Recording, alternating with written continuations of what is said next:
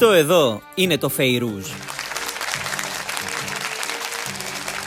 Βρίσκεται στη Θεσσαλονίκη, στην οδό Μητροπόλεως 125, στο κέντρο της πόλης και σερβίρει λεβαντίνικο φαγητό, δηλαδή φαγητό με γεύσεις και αρώματα της Μέσης Ανατολής. Εμείς βρεθήκαμε εδώ και καταφέραμε και φάγαμε με μόλις 10 ευρώ το άτομο. 20 ευρώ στο σύνολο δηλαδή, μιας και ήμασταν δύο. Πάμε να δούμε τι πήραμε και πόσο κόστισε το κάθε πιάτο.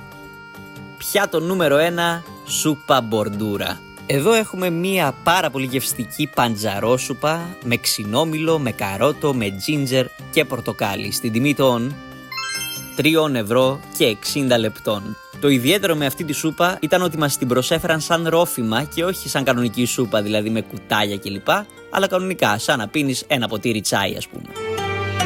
Δεύτερο πιάτο, πίτα σούρκι. Εδώ έχουμε χειροποίητη ζύμη ολικής άλυσης με συριακό ανθότυρο παραγωγής του μαγαζιού, με μπαχαρικά, ντομάτα, πιπεριά φλωρίνης και μαυροσούσαμο. Όλα αυτά στην τιμή των 5 ευρώ ακριβώς. Πάρα πολύ λαχταριστή πίτα, πολύ ωραίο το ανθότυρο, όλα τα υλικά πάρα πολύ ωραία δεμένα μεταξύ τους. Πιάτο νούμερο 3, πεϊνιρλί κούσμπαση, ένα από τα αγαπημένα μου πιάτα του Φεϊρούζ. Χειροποίητη ζύμη με χοιρινό φιλέτο, ψημένο με μπαχαρικά, πουρέ καπνιστής μελιτζάνας, μοτσαρέλα και δεντρολίβανο. Στην τιμή των 5 ευρώ και 30 λεπτών. Είναι τόσο μεστή η γεύση του πεϊνιρλί που πραγματικά σε αφήνει άναυδο. Όλα τα υλικά έχουν λιώσει, η ζύμη έχει πάρει από τη γεύση του κρέατος και απλά όλο αυτό σε ταξιδεύει. Τέταρτο και τελευταίο πιάτο, λαχματζούνι Φεϊρούζ. Λεπτή χειροποίητη ζύμη, ψημένη με μοσχαρίσιο, κιμά και μείγμα μυρωδικών και έχει μέσα χειροποίητη μπαμπαγανούζ, γιαούρτι και σαλάτα Φεϊρούζ. Στην τιμή των 5 ευρώ και 30 λεπτών. Ένα πάρα πολύ ισορροπημένο πιάτο που η δροσιά της σαλάτας έρχεται να ισορροπήσει τα έντονα μπαχαρικά του κιμά. Έχουμε και λέμε λοιπόν, σούπα μπορντούρα 3 ευρώ και 60 λεπτά, πίτα σούρκι 5 ευρώ, πενιρλί κούσμπαση 5 ευρώ και 30 λεπτά, λαχματζούνι Φεϊρούζ 5 ευρώ και 30 λεπτά, σύνολο δηλαδή κυρίες και κύριοι, 19 ευρώ και 20 λεπτά για 2 άτομα. Πάμε να φάμε.